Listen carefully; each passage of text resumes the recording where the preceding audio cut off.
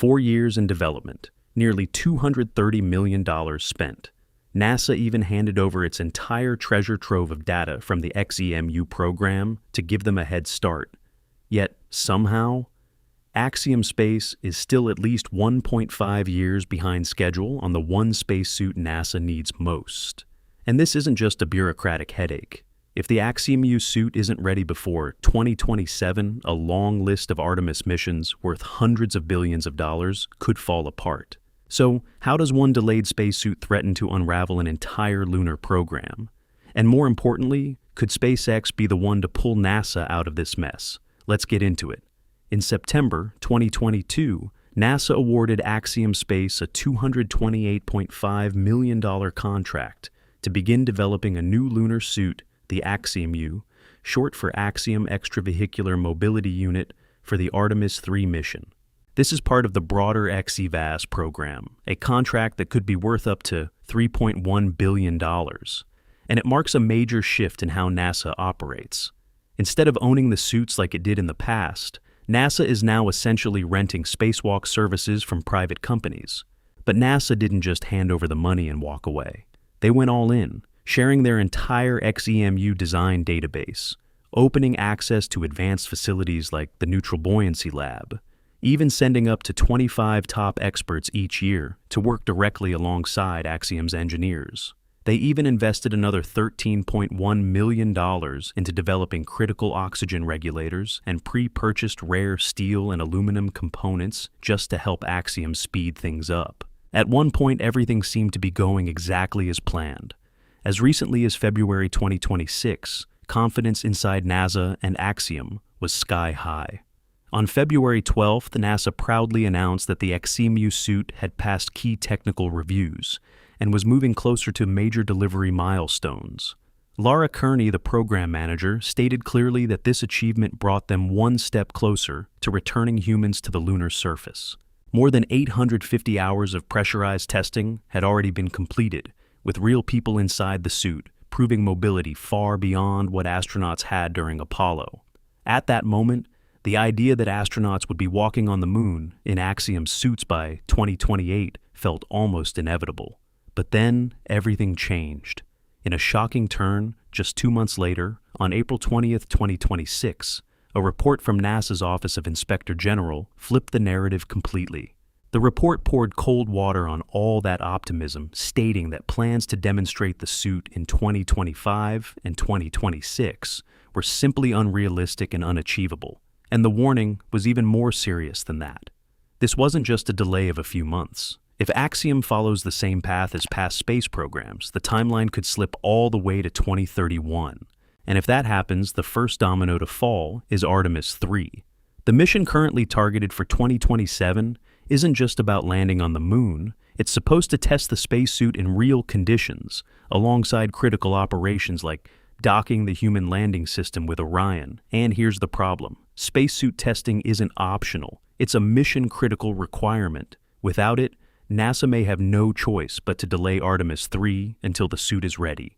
And once that happens, the entire Artemis pipeline starts to slip. One mission delays the next, and the next, creating a chain reaction that could push the whole program years off course. But the impact doesn't stop at the moon. It reaches all the way to the International Space Station. Right now, astronauts are still relying on aging suits, some designs dating back decades, systems that have already shown serious issues, including dangerous water leaks inside the helmet. So, what's actually causing these delays? The first major issue is technical, and it showed up early during the preliminary design review in late 2023. Axiom's suit failed to meet multiple core NASA requirements. It came in overweight, and it consumed more oxygen, water, and power than NASA's strict limits allow. In space, those aren't minor inconveniences. Every extra kilogram ripples through the entire mission architecture, from launch mass calculations to how much the lander has to carry down to the surface and back up again. There's no room to fudge the numbers. But the harder problem was buried inside the suit's backpack.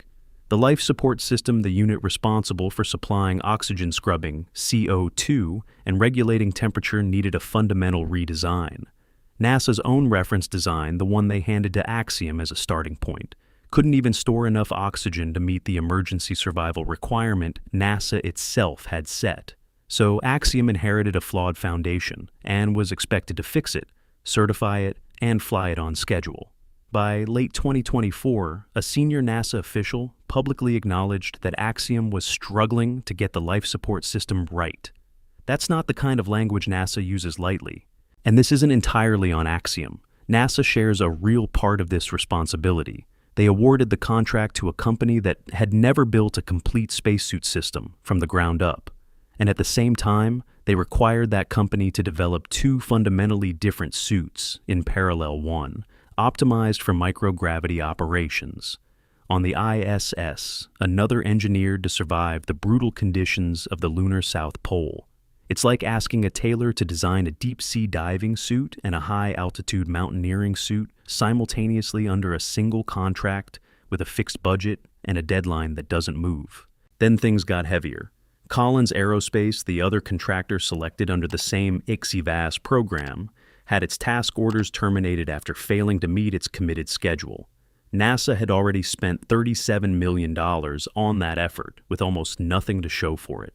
With Collins out, Axiom became the sole contractor, standing responsible not just for the lunar suit, but now expected to cover the ISS suit as well. More scope, same pressure, same clock ticking. But that makes Axiom's struggle even harder to defend.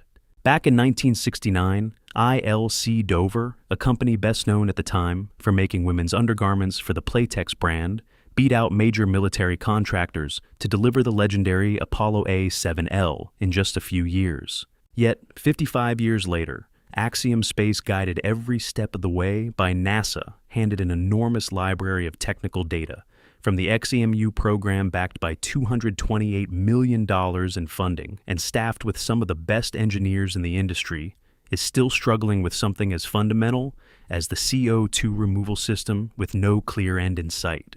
Now some people have started asking the obvious question, why not bring in SpaceX? After all, SpaceX has a track record of delivering where others failed. They broke Russia's monopoly on crew transport to the ISS. They've driven launch costs to historic lows. And in September 2024, their EVA suit flew on Polaris Dawn, completing the first commercial spacewalk in history, something Axiom's suit still hasn't done. SpaceX is also openly developing next-generation suit capabilities aimed at the Moon and Mars. But here's where it gets complicated. NASA actually does have a mechanism called an on-ramp built into the xEVAS contract structure, which allows the agency to invite new companies to compete for task orders at any point through 2034. The door was never locked. The problem is timing. Senior officials have already acknowledged that even if a new contractor entered the program today, they couldn't realistically support a lunar landing before the end of the decade, because certifying a human-rated spacesuit for the surface of the Moon from scratch simply cannot be rushed. SpaceX's current EVA suit, impressive as it is, was designed for short-duration spacewalks, tethered to a Dragon capsule in low Earth orbit. It has no independent life support backpack, no lunar dust mitigation, and has never been tested anywhere near the conditions of the lunar South Pole. Getting from where SpaceX is today to a suit that can keep someone alive on the Moon for 8 hours is not a shortcut. It's a whole separate program. So, NASA stayed the course with Axiom. And that's a bet that gets riskier by the month, because this isn't just another hardware contract. This is a single point of failure tied to a chain of lunar missions worth hundreds of billions of dollars with the credibility of the entire Artemis program riding on it. So, can SpaceX actually step in and rescue the situation for NASA and Axiom Space right now? At first glance, it might look that way. While Axiom has been struggling with unresolved technical challenges, SpaceX has been quietly building its own suit capabilities and doing it without a single dollar of NASA funding. In September 2024, during the Polaris Dawn mission, a commercial crew stepped outside their spacecraft at an altitude of 740 kilometers and carried out the first ever private EVA using a suit developed entirely by SpaceX. That wasn't just a demonstration. It was operational proof, something Axiom still doesn't have after years of work and nearly $230 million spent. From a design standpoint, SpaceX's EVA suit is an evolution of the IVA suit currently used on Crew Dragon. It features flexible joints that stay soft when unpressurized, but stiffen. During operation, improved thermal management and a helmet equipped with a heads-up display and real-time suit monitoring. But what really sets it apart is the manufacturing philosophy. SpaceX is designing for scale. Automated cutting shared materials with the Falcon rocket supply chain, and a mindset focused on mass production, not hand-built one-off suits like the traditional aerospace approach. This is a company thinking about producing suits by the thousands, maybe even millions, for a future city on Mars, not just 2 suits for a single lunar mission. But here's the critical point that often gets overlooked. SpaceX's current suit and Axiom's AxEMU are fundamentally different systems built for completely different missions. The current SpaceX EVA suit relies on an umbilical system, meaning it stays connected to the spacecraft for oxygen and power instead of carrying a fully independent life support backpack. That architecture simply doesn't work on the moon, where astronauts need to walk hundreds of meters away from the lander. To operate on the lunar surface, SpaceX would have to develop a full backpack-based life support system, essentially the exact challenge Axiom is still trying to solve. From a technical perspective, these 2 suits represent 2 very different design philosophies.